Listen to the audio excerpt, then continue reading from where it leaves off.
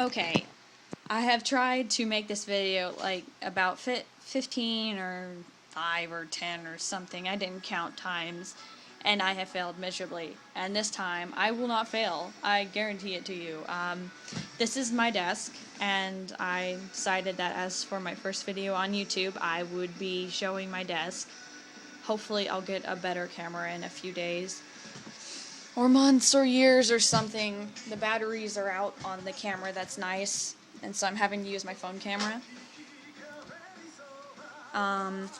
Guess I might as well start introducing you to the things. I have some Altoids, and as much as I wish that there were still mints in them, it's just watercolors.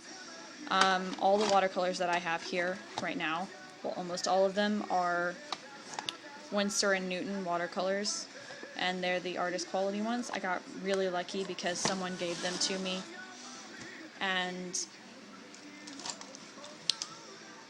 well, basically ended up with Winsor & Newton watercolors after that, which was pretty awesome. These are my high quality watercolor and Prismacolor pencils. This is upside down. But I use the Prismacolor pencils a lot, as well as my other supplies, so most of these are kind of really well used. They're basically carried everywhere by me.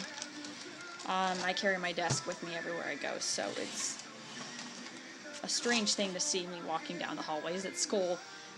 Then I have this, which is just the few things that I have that are sharp and pointy and I don't want to be sticking up. I have my X-Acto knife and a dip pen. And then I have my Indian ink, or calligraphy ink, or dip pen ink, or whatever you want to call it. That's what I use.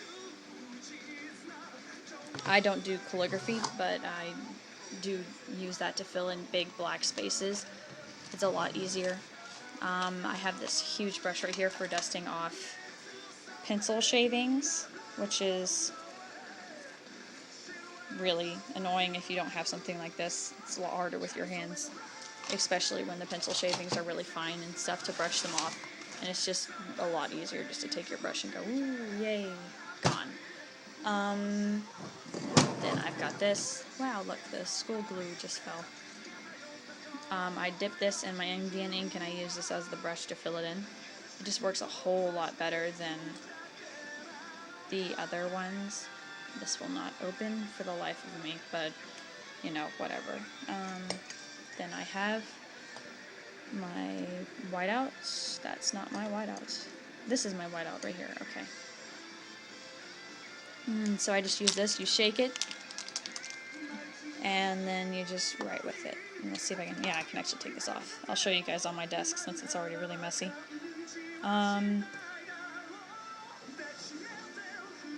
It's pretty awesome. It doesn't get into much detail, but it can white out smaller areas a lot easier. Let's put that over there, whatever. And then I have my liners, and I use actually Sharpie fine pens or whatever to line things.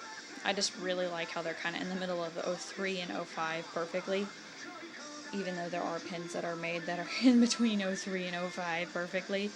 I'd rather just have this one. Let's move this out of the way since we all know what school glue is. I use this for my watercolor along with this, and I basically just pour this in here after taking the paper towels out, of course, and then grab my watercolor, which is over here, take it out, open it up since this is my newer one. This is the set that I like the most right now, and just use it. I've got all the colors in my set. This is all of them. They're all labeled and everything. They're kind of still wet, but I like them dry. So some people think that I'm crazy for that, but I prefer my watercolors dry, even though if it takes away from the color. After that, I have Fred here. I haven't used him in years. Then inside of the cup that Fred was in, I have this, which was extremely expensive for one of these, but you'll understand once you see what it does. If you take this out, it's got a brush that will actually work on your phone or whatever you're coloring on, and it makes it a lot easier to use it, especially if you have art rage, because if you have art rage, then that means you basically are able to paint.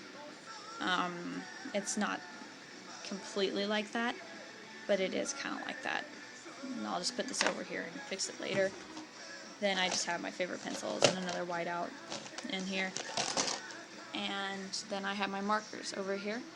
I have my reds and my purples in here, and I use Sharpies and whatever this marker is. I have a few random ones that are kind of like Sharpies, and Copics and Prismacolors, and that's all I use.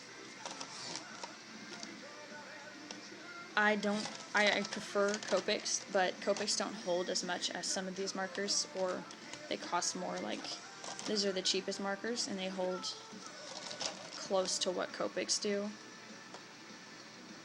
And they've got good enough ink to fill in spaces if you know how to color with markers, so it's good enough, and it works. And I mean, I don't always do drawings with them, but when I do, I enjoy drawing with all of the markers. And then I just have some random blues and greens and stuff, and I use these a lot when I am working with mermaids and underwater situations. I actually do that a lot more than I think that I do, but you can see that Sharpies actually comes in some pretty weird colors, like this weird dark blue, or this light green over here or something, and you guys probably know it's like the 90s set or something, or fashion in the 80s or something, I don't know, but that set comes with some actually pretty good colors. Then I have skin tones in my Copics, and some pinks and other colors. If I can focus on this, you may be able to see them. Yeah, there we go. I use Flesh, and then a light purple to shade, or the Flesh tone that's right beside it, the kind of one that looks kind of similar to it beside it. I use those two to shade. Occasionally I'll use brown, but it's almost never, and look at all these pencil shavings. Okay.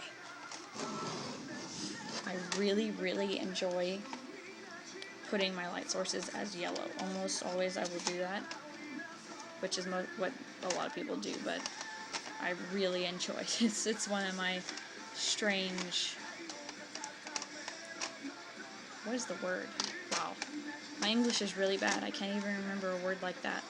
But I enjoy coloring light sources as yellow, and then occasionally orange and stuff like that. And then I have my random markers. I have my grays and cool grays in here and stuff, along with black multi-liner or whatever. Some highlighters, and I do occasionally actually color with the highlighters when I'm in my sketchbook.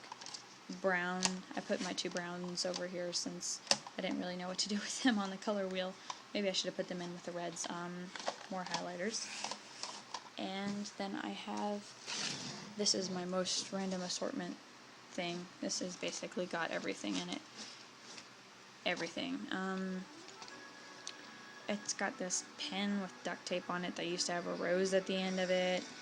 It's got a pair of scissors. I actually use the pair of scissors a lot. And it's got some charcoal pencils. And charcoal pencils are kind of nice, but I almost never use them. I'm not one for charcoal, so that's why they're over here in the random assortment thing.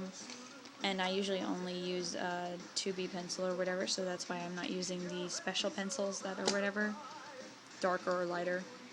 If I really, really need a darker pencil, I'll just grab a random one out of the pencil sets that I bought years ago when I was a kid, thinking that I needed them. Yeah.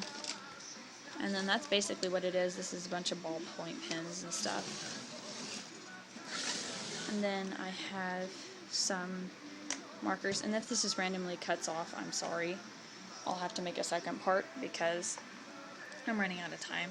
So I got my cheap markers here, and then I actually have ink sets here, and they're kind of really old, so they actually have weird coloring to them. Look, there's black inside of the red. I know that I'm doing something wrong with that.